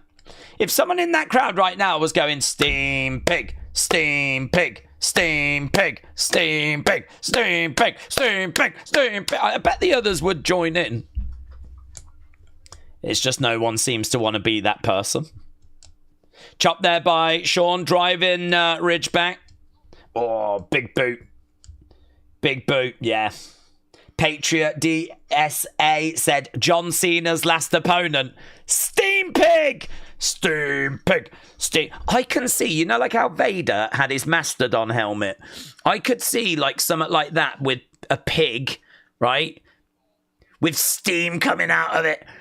And then, like, you know, the music hits. And he's like, ah! And he's got this pig mask with steam coming off. Steam Pig. He needs to change his name. It can't be Ridge Holland anymore. It's too dull. He's got to just be Steam Pig. That's it. That's just the name now. If you're going to do it, do it. If you're doing it, do it. Don't just put your toe in the water. Just do it. Get the mask. Change your entrance. Change your music. Change your name. You are Steam Pig now. Bang. Suplex. German suplex. Ridge is back in the corner as looking for a kickback elbow there by Shawn. Going up. Oh, do you know what? I feel like the arrival of Steam Pig's the biggest thing to happen since the arrival of Calyx. Everyone was excited to see Calyx in action, which was Jessica Carr in a mask. Picking up Shawn. Legacy's got him up, drives him down. 1, 2, shoulder up.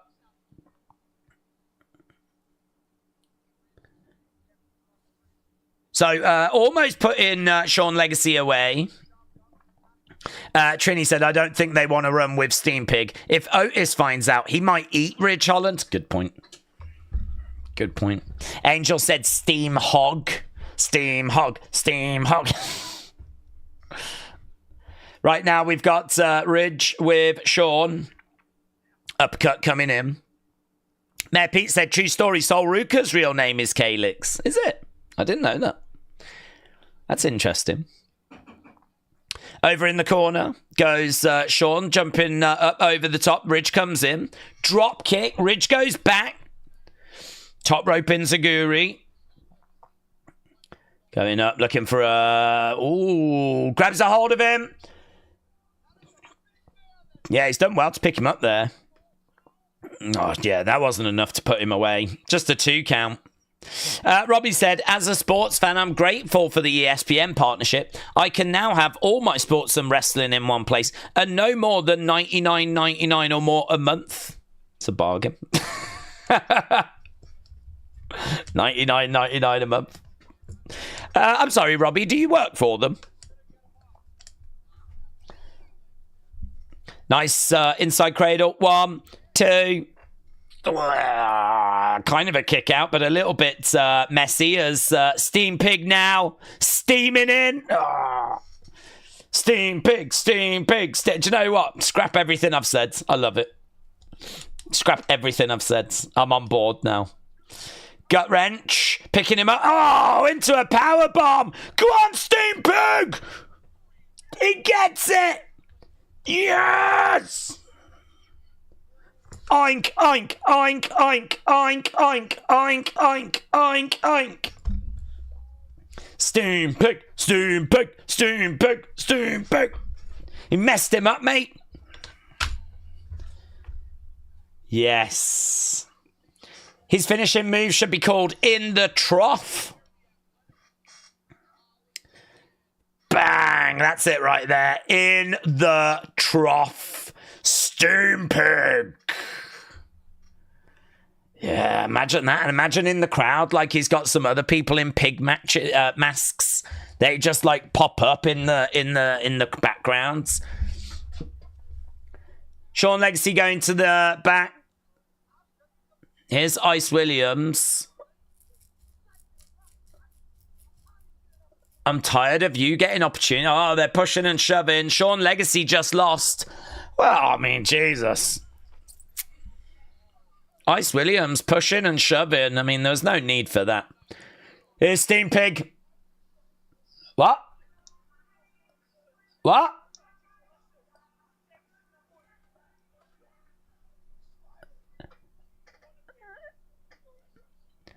He said something about I'm going to teach a lesson to all those young aspiring pro wrestlers. Mess them up, Steam Pig! Mess them up, Steam Pig! Yes, mate, I found my new favourite wrestler. We've been on quite a journey, actually. We've been on quite a journey. I think it's a rubbish nickname, but the more that you embrace it, the more you go, flipping love this.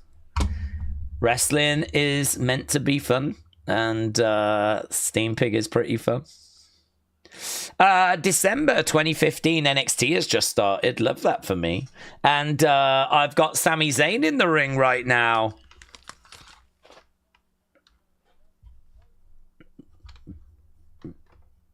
It's me that thanks you.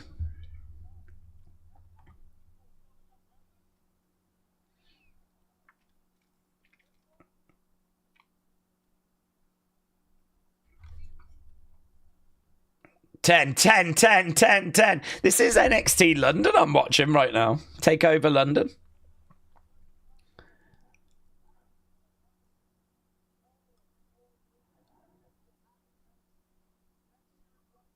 More and more great things like this are going to happen.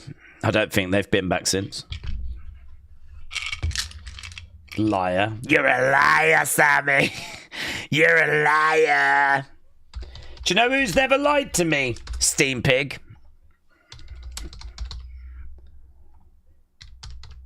Great things are in store for Sami Zayn. Yeah, he did do great things.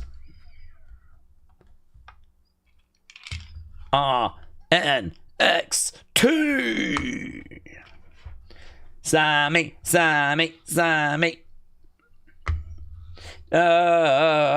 Let's go. You guys don't understand, because music is in my head. It was James with Frozen, and now it's Wes with Chili's baby back ribs.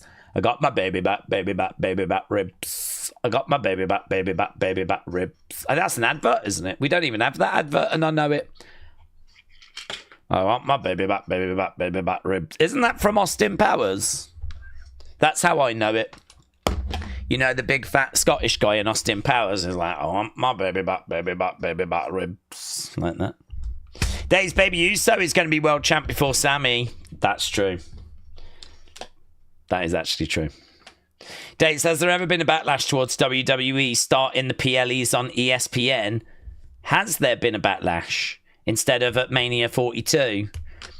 Not that I've seen. I think people knew, for those that were interested, I think people knew that the WrestlePalooza was going to be on ESPN.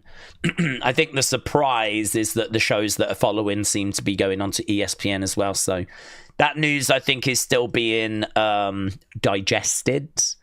I think they're still trying to wrap their heads around it. And I'm sure there is backlash. I'm sure there are people disappointed, because I think a lot of people thought they weren't going to have to purchase ESPN until next year. I don't know what people were going to do for WrestlePalooza, because that was always sort of rumoured as going on to ESPN, or certainly has been for the past 48, 72 hours.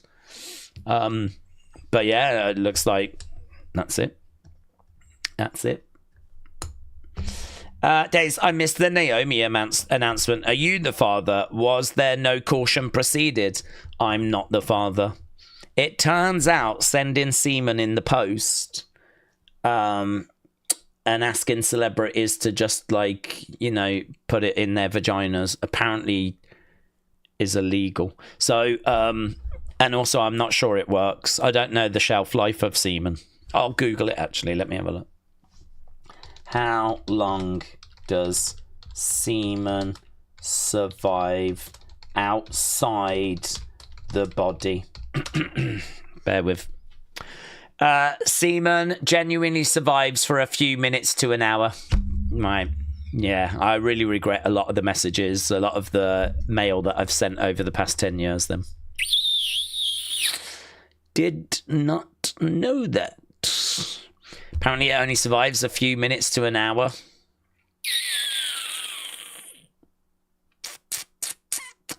There's a lot of celebrities that have received a lot of soggy mail that is going to have been no use to them whatsoever, to be honest. So no, I am not the father. I could have done like a Murray moment, but I am not the father. James said, I'm fat and I'm a B-tard. B-A-S-tard.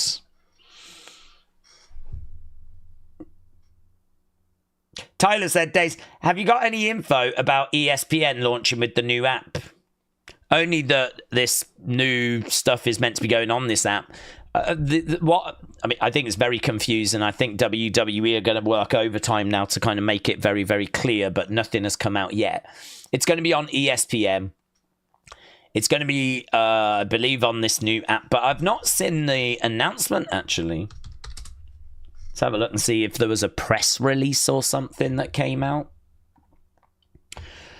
Let's have a look and see what are they saying about WrestlePalooza. A new era begins. WrestlePalooza on ESPN. Breaking news, WrestlePalooza will be the first PLE on ESPN Saturday, September 20th. Stream exclusively on ESPN and on Netflix internationally. So internationally, we get it on Netflix.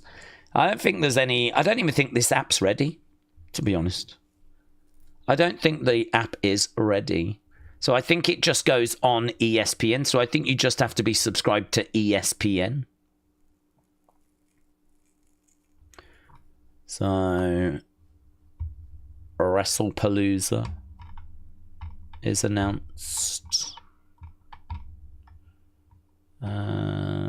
Details for the new deal confirmed. Saturday night's main event will stream on Peacock. This is what I've got to go and read now. Gotta read all this stuff. Jesus Christ. Can't wait. Oh, God. Do you remember when we was talking about sending spunk in the post? That was fun, wasn't it? Now I've got to read about... It's official. Won't be on Peacock after Clash. Going to move to ESPN a little earlier than planned. That's it. NXT PLEs will continue on Peacock, though.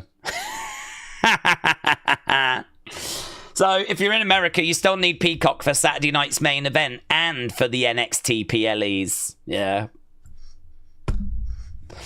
Always look on the bright side of life.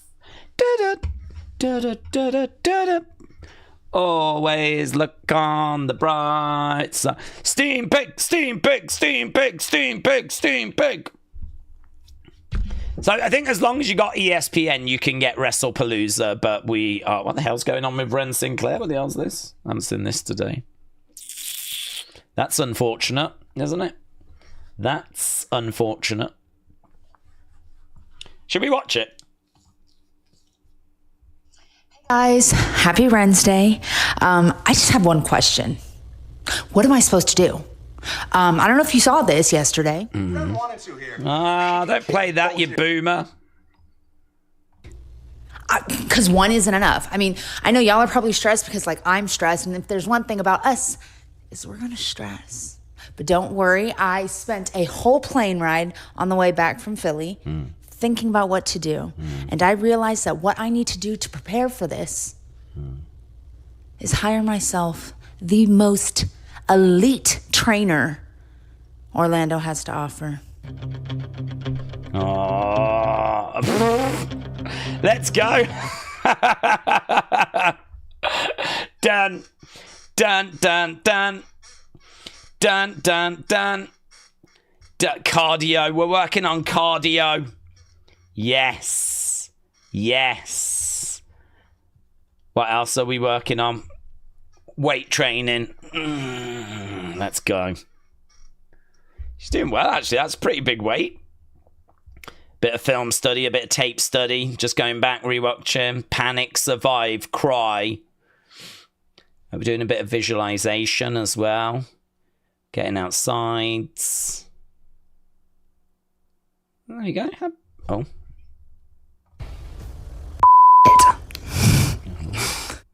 Well, there we go. Didn't go well. Happy Wednesday. That was all right.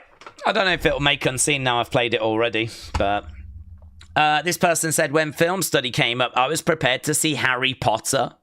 And Ren was like, maybe I should. Maybe I should. Hey, look, she does answer people here. Look at that. As soon as she drops one of these, if you leave her a comment, she might respond. Chris said, you've got this. Maybe Carmen can help you out. Carmen now wants to be quiet. Don't know. Just take Kendal Gray with you. You'll be fine. Oh, little thinking face. Kendal Gray. There we go. The reason why I'm doing this is because I don't want to have to leave you and have to read about stupid ESPN. I don't want to do that. I want to talk about semen. I want to talk about steam pigs. I want to watch Happy Wednesdays. Don't want to have to read about ESPN. It's boring. Boring. Tyler said £30 for Peacock, £30 for ESPN, $26 for Netflix. That's what I'm going to have to pay to watch the programs. I hope I can afford it, says Tyler. I don't think Peacock's 30, is it? It's only like 10, isn't it? 12, I think. Am I right? Wrong? Big Time said, in regards to NXT venue, the camera angles were weird. My eyes felt a bit strained with no proper hard cam. 1.6 was the final count. Raw had 10 in the same city. 1.6 for NXT. Mate, I honestly thought that was in the hundreds. I'm actually really surprised it was that high. 1.6. Didn't feel like 1.6. It was 1.6 at a distance, wasn't it? Blooming hell. I love a good VPN, says AB. It's going to go up to 30. Is it? They're taking it up to 30 from like 10. Blooming hell.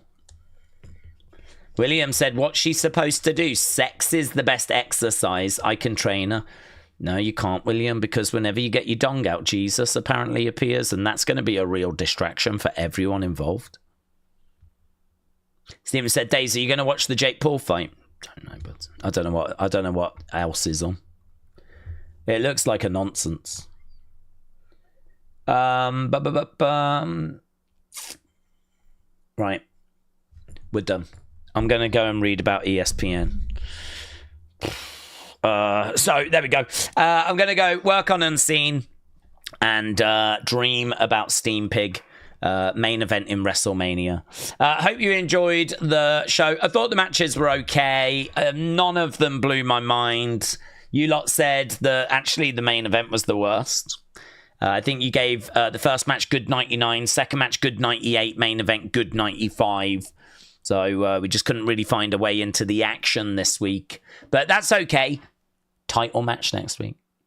Fatal 4-way next week. Yeah. Kylie Armstrong defends next week. Yeah. Let's go.